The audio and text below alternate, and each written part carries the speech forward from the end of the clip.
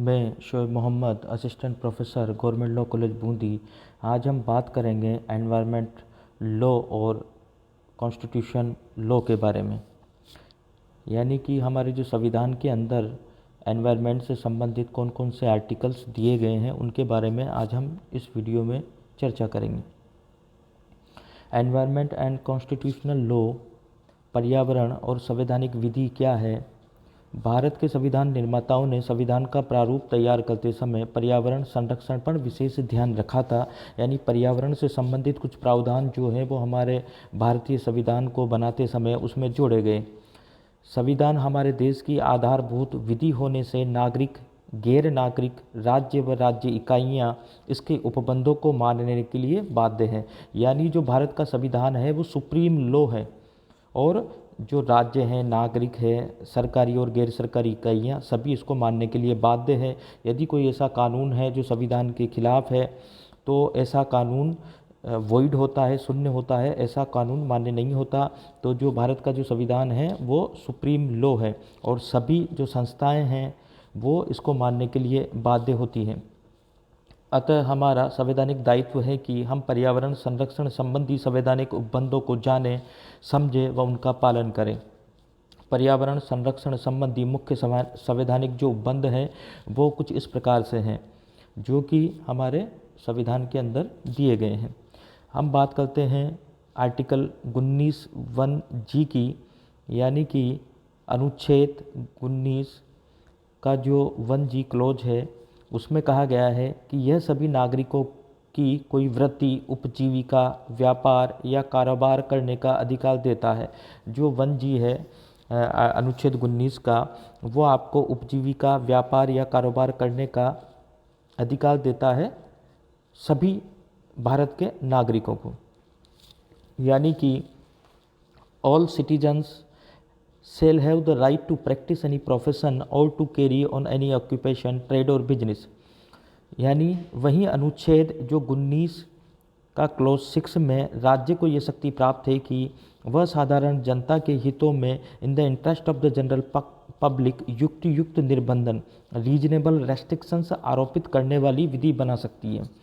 यानी कि article 19(1)G है वो सभी नागरिकों को कोई वृत्ति, उपजीविका, व्यापार या कारोबार करने का अधिकार तो देता है, लेकिन आर्टिकल 19(6) जो है वो युक्त निर्बंधन लगा सकता है राज्य। तो इस आधार पर राज्य ने जल, वायु व ध्वनि प्रदूषण निवारण और नियंत्रण कानूनों को लागू किया ताकि राज्य किसी व्यक्ति को ऐसी उपजीविका, व्यापार या कारोबार को प्रारंभ करने या चालू रखने की अनुमति न दे सके जो पर्यावरण प्रदूषकों का निर्धारित मानकों से ज़्यादा डिस्चार्ज करती हो। यानी कि जो आर्टिकल 19(1)G है वो भारत के नागरिकों को किसी प्रकार का कोई व्यापार, उपजीविका, वृत्ति, कारोबार करने की छूट देता है, लेकिन जो आर्टिकल 19(6) है वो राज्य को ये शक्ति प्रदान करता है कि जो राज्य है वो साधारण जनता के हितों के लिए युक्त निर्बंधन आरोपित कर सकता है। यानी कि कोई भी व्यक्ति इस प्रकार की आजीविका, कारोबार या व्यापार नहीं कर सकता जिससे कि जो पर्यावरण प्रदूषण की जो मानक निर्धारित किए गए हैं उससे ज़्यादा डिस्चार्ज अगर वो करते हैं पर्यावरण प्रदूषण का या ऐसे पदार्थों का जो मानक निर्धारित किए गए उनसे ज़्यादा अगर डिस्चार्ज करते हैं पोल्यूटेंट का, पर्यावरण प्रदूषकों का, तो वहाँ पर इस प्रकार के व्यापार, कारोबार, आजीविका या वृत्ति पर राज्य है जो युक्त निर्बंधन लगा सकता है। दूसरा जो महत्वपूर्ण अनुच्छेद है वो है आर्टिकल 21। किसी भी व्यक्ति को उसके प्राण या दैहिक स्वतंत्रता से विधि द्वारा स्थापित प्रक्रिया के अनुसार ही वंचित किया जाएगा, अन्यथा नहीं। ये आर्टिकल 21 बात करता है no person shall be deprived of his life and personal liberty except according to procedure established by law. यानी कि इस अनुच्छेद में समाहित प्राण के अधिकार, राइट टू लाइफ का जो अधिकार आर्टिकल 21 में दिया गया है को भौतिक अस्तित्व यानी फिजिकल एग्जिस्टेंस बनाकर केवल पशुवत जीने तक ही सीमित नहीं रखा गया है। यानी आर्टिकल जो 21 है वो काफ़ी विस्तृत है। इसका राइट टू लाइफ का जो अधिकार है किसी व्यक्ति को खाली अपना फिजिकल एग्जिस्टेंस या भौतिक अस्तित्व बनाए रखने से ही नहीं है और एक पशु के समान जीवन जीने से ही नहीं है, बल्कि एक व्यक्ति गरिमापूर्ण जीवन जी सके, अपितु मानवीय गरिमा से अर्थपूर्ण व सार्थक मनुष्यवत जीवन जीने से हैं।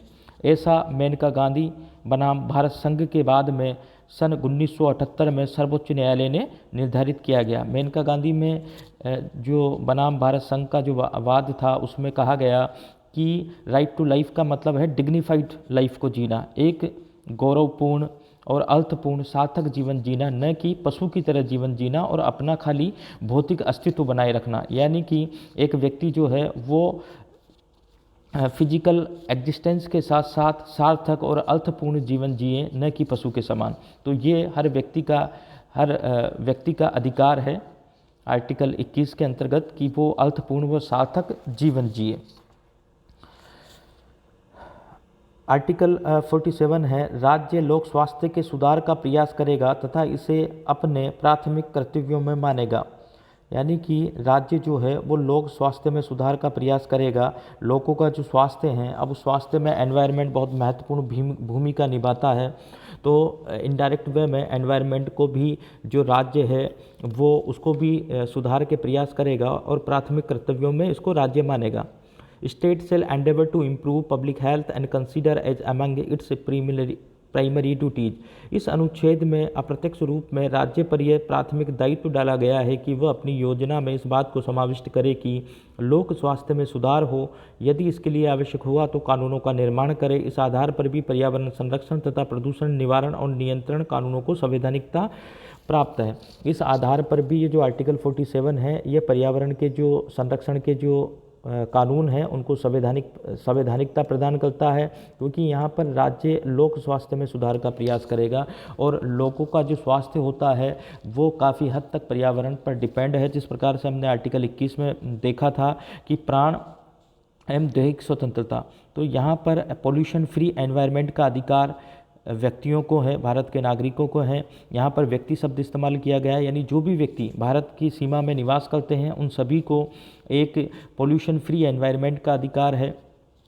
आर्टिकल 21 के तहत कई जजमेंट दिए गए हैं जिनमें कि हर जो व्यक्ति है जो कि भारत में निवास करता है या उन सब के लिए एक पर्यावरण मुक्त जो पर्यावरण पोल्यूशन फ्री मुक्त जो एनवायरनमेंट है उसका अधिकार है कि कोई भी व्यक्ति है उसको बेसिक उसका ये राइट है कि वो एक स्वच्छ पर्यावरण में रहे। तो इसके आधार पर कई जजमेंट आर्टिकल 21 के अंतर्गत दिए गए थे और आर्टिकल जो 47 है वो इस प्रकार के जो कानून बनाए जाते हैं संसद के द्वारा, उनको विधायिका के द्वारा जो बनाए जाते हैं उनको वैधानिकता या उनको संवैधानिकता प्रदान करता है आर्टिकल 47। क्योंकि आर्टिकल 47 कहा गया राज्य लोक स्वास्थ्य के सुधार का प्रयास करेगा तथा इसे अपने प्राथमिक कर्तव्यों में मानेगा, प्राइमरी ड्यूटी में इसको मानेगा। उसके बाद आर्टिकल 51A(G) आता है, उसमें कहा गया है कि भारत के प्रत्येक नागरिक का ये कर्तव्य होगा कि वह प्राकृतिक पर्यावरण की जिसके अंतर्गत वन आता है, झील आता है, नदी और वन्य जीव है रक्षा करेगा तथा उनका संवर्धन करे तथा प्राणी मात्र के प्रति दया भाव रखे। यानी ये कर्तव्य अधिरोपित किया गया है आर्टिकल 51A(G) के अंतर्गत कि प्रत्येक नागरिक का ये कर्तव्य होगा। हर नागरिक की ये ड्यूटी बनती है कि वो हमारे जो वन हैं, झीलें हैं, नदियां हैं, वन्य जीव है उनकी रक्षा करें। ये सभी हमारे पर्यावरण का भाग है और उसका संवर्धन करें और उनका संवर्धन करने में महत्वपूर्ण भूमिका निभाएं तथा प्राणी मात्र के प्रति दया भाव रखें, जिससे कि हमारा जो एनवायरनमेंट है वो स्वच्छ बना रहे। इस अनुच्छेद को संविधान के 42वें संविधान संशोधन अधिनियम 1976 द्वारा संविधान के भाग 4A में अंतर्स्थापित किया गया। जो संविधान का जो पार्ट 4A है वो ऐड किया गया 2 अमेंडमेंट एक्ट 1976 थी और उसके अंदर जो 51A(G) है उसके द्वारा इसको जोड़ा गया। उपबंध के द्वारा भारत के प्रत्येक नागरिक पर यह संवैधानिक मूलभूत कर्तव्य, फंडामेंटल ड्यूटी, जब हम अधिकारों की बात करते हैं तो ये हमारा कर्तव्य भी है, मूलभूत कर्तव्य है, जो कि 42वें संविधान संशोधन द्वारा जोड़े गए संविधान के पार्ट 4A में आरोपित किया गया कि प्राकृतिक पर्यावरण की रक्षा करे और उसका संवर्धन करे तथा प्राणी मात्र के प्रति दया भाव रखे। ये भी पर्यावरण संरक्षण के लिए एक महत्वपूर्ण प्रावधान जो एक ड्यूटी के रूप में दिया गया है आर्टिकल 51A(G) के अंतर्गत। उसी प्रकार से एक महत्वपूर्ण आर्टिकल है आर्टिकल 48A, राज्य देश के पर्यावरण संरक्षण तथा संवर्धन का और वन तथा वन्य जीवों की रक्षा करने का प्रयास करेगा। ये नीति निर्देशक तत्व में दिया गया है। Article 48A, the state shall endeavour to protect and improve the environment and to safeguard the forest and wild life of the country. इस अनुच्छेद को भी संविधान के 42वें संविधान संशोधन अधिनियम 1976 के द्वारा अंतस्थापित किया गया। ये अनुच्छेद संविधान के भाग 4 राज्य के नीति निर्देशक तत्व शीर्षक में समाहित होने से राज्य पर यह संवैधानिक दायित्व डालता है कि वह ऐसी नीतियां बनाएं जिससे पर्यावरण का संरक्षण हो सके तथा वन तथा वन्य जीवों की रक्षा की जा सके। यदि इससे संभव न हो सके तो राज्य को इस अनुच्छेद के अधीन ये शक्ति भी प्रदान है कि वह संबंध में विशेष विधियों का निर्माण कर सके। इसी अनुच्छेद के अधीन रहते हुए भारत में विनिर्दिष्ट पर्यावरण विधानों स्पेसिफिक एनवायरनमेंट लेजिस्लेशन जिनके बारे में, जैसे एनवायरनमेंट प्रोटेक्शन जो लॉ है 1986 और जल व वायु प्रदूषण जो अधिनियम है वो पारित किए गए। अगला जो महत्वपूर्ण अनुच्छेद आता है वो है आर्टिकल 253। इसमें भी संसद को किसी अंतर्राष्ट्रीय सम्मेलन, संगम या अन्य निकाय में पारित किए गए किसी विनिश्चय के कार्यान्वयन के लिए भारत के संपूर्ण राज्य क्षेत्र या उसके किसी भाग के लिए कोई भी विधि बनाने की शक्ति है। यानी कि parliament has power to make any law for the whole और any part of the territory of India for implementing any decision made at any international conference, association और अदर बॉडी। यानी कि अगर भारत कहीं पर भी अंतर्राष्ट्रीय सम्मेलन, संगम या अन्य निकाय से पारित जो विनिश्चय हैं उनको लागू करवाने के लिए संसद को ये अधिकार है कि वो भारत के संपूर्ण राज्य क्षेत्र या उसके किसी भाग के लिए विधि बना सकती है। कौन बना सकती है? भारत की संसद। और इस अनुच्छेद के अनुरूप ही स्टॉकहोम जो घोषणा 1972 के लिए किए गए जो विनिश्चय थे, स्टॉकहोम घोषणा 1972 में जो लिए गए जो विनिश्चय थे, decisions taken at the Stockholm declaration के कार्यान्वयन हेतु भारतीय संसद ने वायु प्रदूषण निवारण और नियंत्रण अधिनियम 1981 तथा पर्यावरण संरक्षण अधिनियम 1986 को पारित व लागू किया। यानी संसद को जो अंतर्राष्ट्रीय जो सम्मेलन होते हैं या एग्रीमेंट होते हैं, संगम या अन्य निकाय के द्वारा पारित जो विनिश्चय होते हैं उनको लागू करने के लिए संसद मतलब कानून बना सकती है। और जैसे कि स्टॉकहोम घोषणा 1972 के क्रियान्वयन के लिए, उसके विनिश्चयों को लागू करवाने के लिए ही भारत में संसद ने वायु प्रदूषण निवारण और नियंत्रण अधिनियम 1981 तथा पर्यावरण संरक्षण अधिनियम 1986 को पारित किया और लागू किया। यह घोषणा संयुक्त राष्ट्र संघ के सदस्यों के 5 जून से 15 जून 1972 तक आयोजित सम्मेलन में हुई सहमति पर आधारित थी, जिसमें मानवीय पर्यावरण के संरक्षण तथा सुधार की विश्वव्यापी समस्या का समाधान करने के लिए विभिन्न सिद्धांत प्रतिपादित किए थे, जिनके आधार पर हमारे देश में इन कानूनों का निर्माण हुआ। वायु प्रदूषण निवारण और नियंत्रण अधिनियम 1981 तथा पर्यावरण संरक्षण अधिनियम 1986। उसके बाद भारत के संविधान के जो अनुच्छेद 32 व 226 है, ये काफ़ी महत्वपूर्ण हैं। इन अनुच्छेदों में संवैधानिक उपचार कॉन्स्टिट्यूशनल रेमेडीज संबंधी उपबंध है। अनुच्छेद 32 में उच्चतम न्यायालय तथा अनुच्छेद 226 में उच्च न्यायालयों को पर्यावरणीय मामलों के अंतर्गत एनवायरमेंट मैटर्स जो होते हैं उनके लिए अनुच्छेद 12 में वर्णित राज्य के विरुद्ध परमादेश लेख रिट ऑफ मैंडामस तथा युक्त निर्देश जारी करने की शक्ति प्राप्त होती है कि राज्य को भी आदेश दे सके, निर्देश दे सके। कौन? हाई कोर्ट आर्टिकल 226 के अंतर्गत और सुप्रीम कोर्ट आर्टिकल 32 के अंतर्गत। विशेषकर शहरी क्षेत्रों में नगर निगम, नगर पालिका आदि लोक संस्थाओं द्वारा अपने लोक कर्तव्यों के निर्वहन में चूक करने पर इन अनुच्छेदों में कार्रवाई की जाती है। जब शहरी क्षेत्रों के अंदर नगर पालिका होती है, नगर निगम होता है या इस प्रकार की लोक संस्थाएं होती है जो अपने दायित्व का पूर्ण रूप से निर्वहन नहीं करती, तो आर्टिकल 32 और आर्टिकल 226 के तहत सुप्रीम कोर्ट और हाई कोर्ट आर्टिकल जो 12 है उसमें जो वर्णित शब्द है राज्य, उसके अगेंस्ट में या उसके विरुद्ध में परमादेश जारी कर सकती है और कार्य करने के लिए आदेश दे सकती है।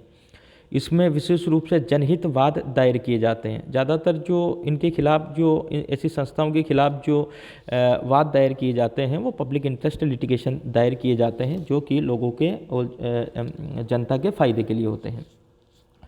उसके अलावा अनुच्छेद 249, 250 व 252 भी महत्वपूर्ण है संविधान के अंतर्गत, जो कि एनवायरनमेंट लेजिस्लेशन को एक अच्छा भूमिका प्रदान करते हैं और संवैधानिकता प्रदान करते हैं। इस अनुच्छेद में ये प्रावधान है कि संसद की बनाई विधियों को राज्य द्वारा कैसे अंगीकार किया जाता है तथा संसद राज्य सूची के विषयों पर कब विधि बना सकती है। 3 सूचियां जो शेड्यूल 7 में दी गई हैं, जो है स्टेट लिस्ट, सेंट्रल लिस्ट और कॉन्करर लिस्ट। तो यहाँ पर संसद को जो अधिकार होता है वो सेंट्रल लिस्ट पे होता है, यूनियन लिस्ट पे होता है कानून बनाने का। राज्य सूची पर राज्य कानून बनाता है और जो कॉन्करेंट लिस्ट जो होती है उस पर संसद व राज्य दोनों कानून बना सकती है। तो तथा संसद राज्य सूची के विषयों पर भी कानून बना सकती है। लोक स्वास्थ्य वो कौन कौन सी परिस्थितियां हैं जहां पर संसद राज्य की सूची पर कानून बना सकती है। लोक स्वास्थ्य, जल आदि विषय राज्य सूची में होने से यहाँ उन प्रावधानों को भी जानना आवश्यक है जो संसद को ये शक्ति प्रदान करती है कि वह राज्य सूची पर विधि बनाकर राज्यों पर लागू करें। यानी कि आर्टिकल 249 में प्रावधान है कि यदि राज्यसभा के उपस्थित और मत देने वाले सदस्यों में से कम 2/3 सदस्यों द्वारा ये बात समर्थित संकल्प द्वारा घोषित किया जाता है कि राष्ट्रीय हित में यह आवश्यक या समीचीन है कि संसद राज्य सूची के किसी विषय पर विधि बनाए, तो संसद संपूर्ण राज्य क्षेत्र या उसे किसी भाग के लिए विधि बना सकती है। ये अनुच्छेद 249 में दिया गया है। उसी प्रकार से अनुच्छेद 250 में यदि आपात की उद्घोषणा प्रवर्तन में हो तो राज्य सूची में से किसी भी विषय के संबंध में विधि बनाने की संसद को शक्ति होगी। यदि इमरजेंसी है, आर्टिकल 352 के तहत यदि आपात की उद्घोषणा प्रवर्तन में है तो राज्य सूची में से किसी भी विषय पर संसद जो है वो आपात की स्थिति में संसद को ये शक्ति प्राप्त होगी, वो राज्य जो सूची के जो विषय हैं उन पर वो संसद कानून बना सकती है। अनुच्छेद 252 के अधीन 2 या अधिक राज्यों के लिए उसकी सहमति से विधि बनाने की संसद को शक्ति होगी। यदि 2 या अधिक राज्य हैं वो सहमति प्रदान करते हैं और संसद को कि किसी विषय पर कानून बनाया जाए तो वहाँ पर भी संसद कानून बना सकती है आर्टिकल 252 के अंतर्गत। इसी प्रकार ऐसे बनाई गई विधि को अन्य राज्य भी बाद में अंगीकार कर सकते हैं जिन्होंने निवेदन नहीं किया था संसद से या जिनके लिए विधि नहीं बनाई गई थी, वो बाद में भी उस कानून को जो कि 1 या 2 या 2 से अधिक राज्यों के लिए बनाया गया था उसको बाद में अन्य राज्य भी अंगीकार कर सकते हैं। ऐसा संसद द्वारा पारित जल प्रदूषण निवारण और नियंत्रण अधिनियम के संबंध में राज्य द्वारा किया जा चुका है। इस प्रकार का जो मामला है वो जल प्रदूषण निवारण और नियंत्रण अधिनियम के मामले में हुआ था और अन्य राज्यों के द्वारा अंगीकृत किया गया था। इस प्रकार जो हमने पढ़ा विभिन्न संवैधानिक उपबंधों के बारे में हमने ये चर्चा की, ये पर्यावरण संरक्षण तथा प्रदूषण निवारण और नियंत्रण की दिशा में बहुत महत्वपूर्ण जो अनुच्छेद हैं उनके बारे में हमने चर्चा की है। और ये एक तरीके से भारत में जो संविधान है भारत का वो सुप्रीम लॉ है, सबसे उच्च स्तर का कानून है। और इस प्रकार जो संविधान के अंतर्गत जो हमने आर्टिकल देखे उनमें पर्यावरण से संबंधित प्रावधानों को दिया गया है, तो ये प्रावधान जो है वो मील का पत्थर साबित है और इनसे पर्यावरण संबंधी कानूनों को एक तरीके से काफ़ी मदद मिली है और उनको संवैधानिकता प्रदान की है। इन पर्यावरण संबंधी जो अनुच्छेद भारत के संविधान में दिए गए हैं। धन्यवाद।